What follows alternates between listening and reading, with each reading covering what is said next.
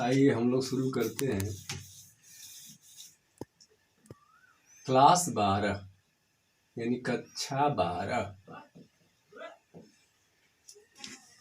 जिस अध्याय यानी चैप्टर का नाम है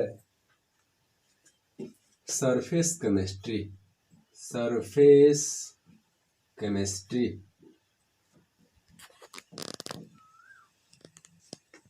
जिसको हिंदी में कहा जाता है पृष्ठ रसायन। पृष्ठ रसायन। इस अध्याय का नाम पृष्ठ रसायन का मतलब क्या होता है, अर्थात पृष्ठ रसायन क्यों कहते हैं। जैसा कि नाम से लग रहा है, पृष्ठ रसायन का अर्थ यानी इस अध्याय में हमें क्या पढ़ना है। तो इस अध्याय में नाम ही दिख रहा है पृष्ठ रसायन, अर्थात पृष्ठ पर होने वाली घटनाओं के बारे में पढ़ा जाएगा, पृष्ठ पर होने वाली क्रियाओं के बारे में पढ़ा जाएगा। इसीलिए इसका नाम दिया गया पृष्ठ रसायन। पृष्ठ रसायन अर्थात सतह। पृष्ठ का मतलब होता है सतह, यानी सतह पर होने वाली घटनाओं के बारे में हम लोग अध्ययन करेंगे। इसीलिए इसका नाम रखा गया पृष्ठ रसायन। जैसे एग्जाम्पल में चाक द्वारा बोर्ड पर लिखना। बोर्ड हमारा क्या बन गया, पृष्ठ। यानी हमारा हाथ की जो ऊपरी सतह है, इन्हें हम पृष्ठ बोल सकते हैं। ये जो बोर्ड पर मैं लिख रहा हूं, ये भी क्या है, पृष्ठ है। मार्कर के द्वारा इस बोर्ड पर लिखा जाना एक पृष्ठ की घटना है। ये पृष्ठ की घटना है, इसीलिए इसमें पृष्ठ रसायन को पढ़ा जाएगा। इस घटना के बारे में इसी पृष्ठ रसायन में अध्ययन किया जाएगा। जैसे दूसरा एग्जाम्पल, पेंट करना। किसी सतह पर ही पेंट किया जाता है, अर्थात सतह के बारे में हम लोग अध्ययन कर रहे हैं। इसीलिए इस सतह के बारे में हम इस अध्याय में पढ़ेंगे, यानी पृष्ठ पर होने वाली तमाम घटनाओं के बारे में हम इस अध्याय में पढ़ेंगे। यानी हमारा इस अध्याय का अर्थ समझ में आ गया। इसीलिए अब थोड़ा हम लोग आगे बढ़ते हैं। किसी अध्याय को पढ़ने से पहले उस अध्याय का अर्थ समझना पड़ता है। इस अध्याय का मतलब क्या होता है। सबसे पहले हम लोग पृष्ठ रसायन के बारे में जान गए, यानी पृष्ठ पर होने वाली घटना के बारे में पढ़ेंगे। जो जो पृष्ठ पर घटनाएं घटित होंगी वह सब के बारे में पढ़ा जाएगा।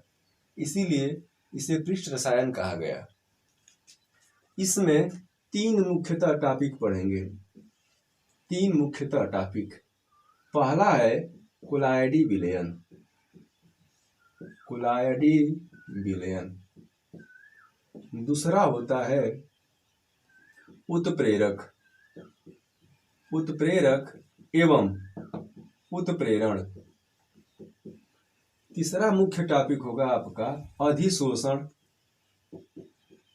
अधिशोषण एवं अवशोषण।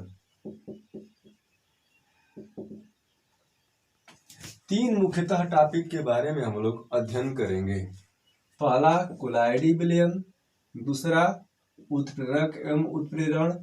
इसके बाद अंतिम टॉपिक हमारा चलेगा अधिशोषण एवं अवशोषण। इन तीनों टॉपिकों को पढ़ाने के बाद हमारा पृष्ठ रसायन चैप्टर समाप्त हो जाएगा। इसमें भी उत्प्रेरक के बारे में जो हम लोग जो भी कुछ जानते हैं, वो भी एक पृष्ठीय घटना होता है, तब हमारा उत्प्रेरक कार्य करता है। इसीलिए पृष्ठ रसायन में रखा गया था। अधिशोषण एवं अवशोषण भी पृष्ठीय घटना होता है, इसीलिए इनको पृष्ठ रसायन के अंतर्गत रखा गया।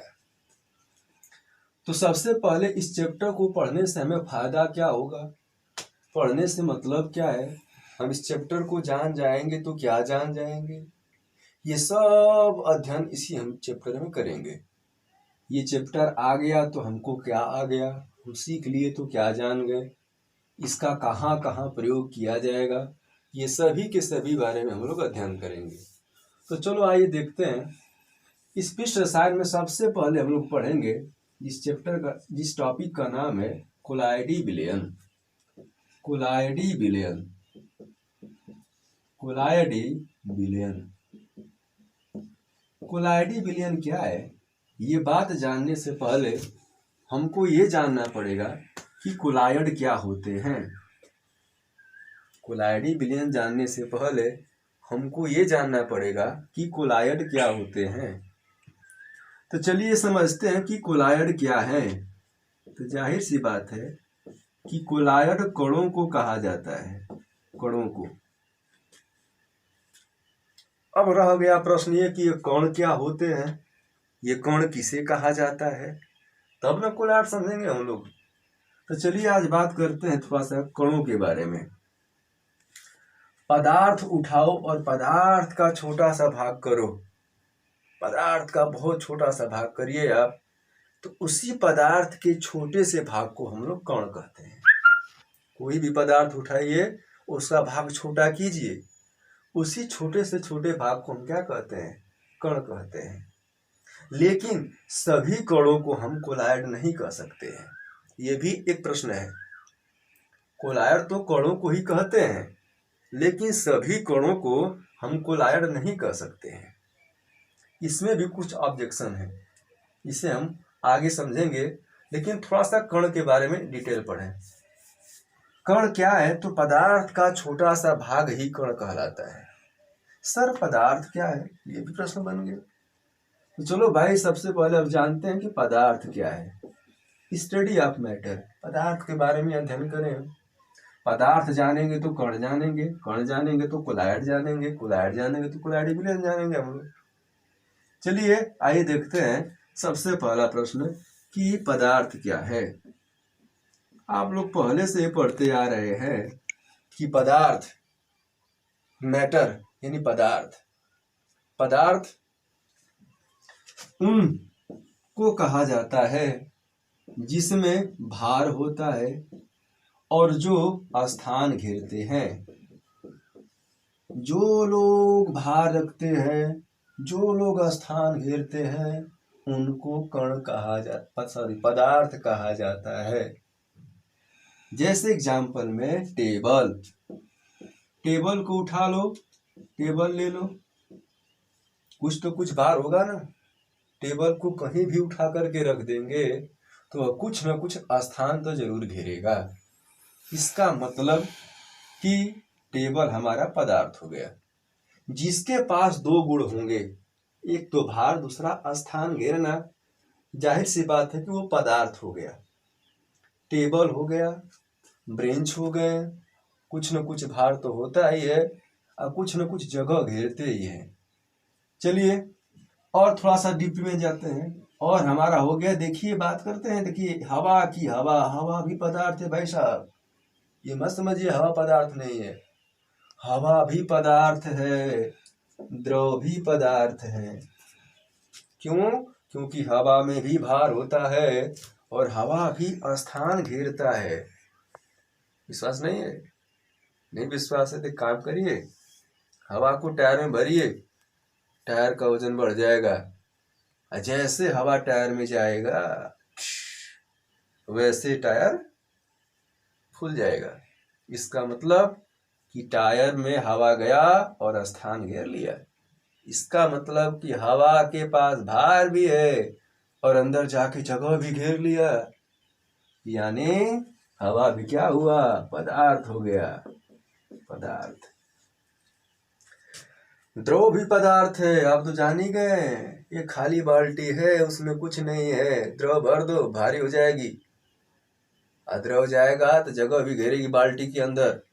इसका मतलब यानी अर्थ यही निकला कि द्रव में भी भार है, द्रव भी स्थान घेरता है। इसका मतलब ये भी पदार्थ होगा, ये भी पदार्थ है। इन्हीं पदार्थों के जो छोटे छोटे कण होंगे, यानी छोटे छोटे जो भाग होंगे, उन्हीं छोटे छोटे भाग को हम कण कहते हैं। अब वही कण को हम कोलायड कह सकते हैं। लेकिन लेकिन लेकिन लेकिन उन कणों को कोलॉइड तभी कहेंगे जब इनके छोटे छोटे भाग यानी कण की साइज यानी आकार, साइज यानी आकार, इन कणों का आकार, देखिए आधुनिक विचारधारा बता रहा हूं, ग्राहम का विचारधारा बताएंगे अभी, आधुनिक विचारधारा समझिए। इन हवा का भी छोटा सा कण होगा यानी छोटा सा भाग होगा, द्रव का भी छोटा सा भाग होगा।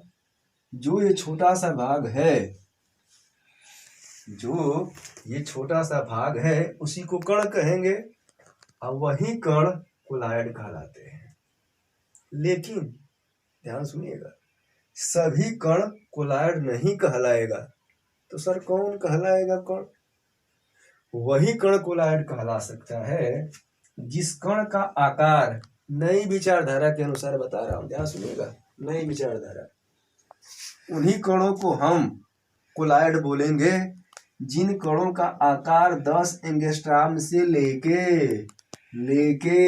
1000 के बीच में हो। 10 एंगस्ट्रॉम से लेके 1000 के बीच में आ जाए, कोलॉइड कहलाएगा।